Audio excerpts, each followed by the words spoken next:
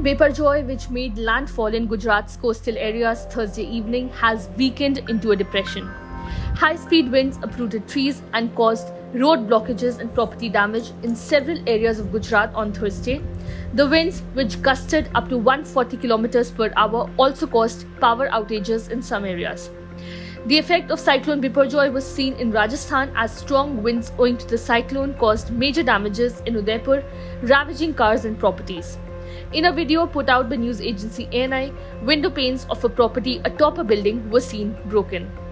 Cyclone Biparjoy, which originated in the Arabian Sea and swept across the west coast of India, made landfall on Thursday night around 10 km north of the Jakhau port in Kutch in Gujarat. National Disaster Response Force teams evacuated 127 civilians from Rupen Bandar Government Primary School and reshifted to NDH School Dwarka after the cyclone made landfall.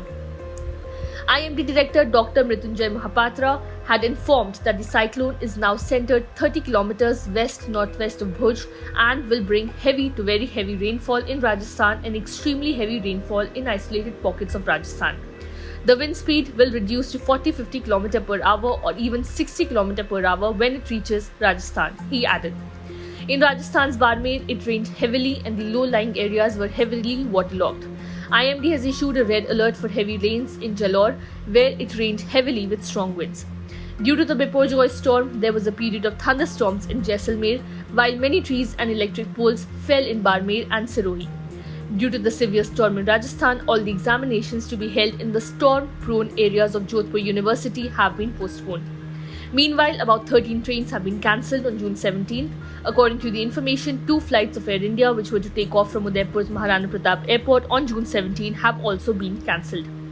According to the NDRF Director General, there has been no loss of life after Biparjoy's arrival in Rajasthan, although 23 people have been injured in incidents at different places.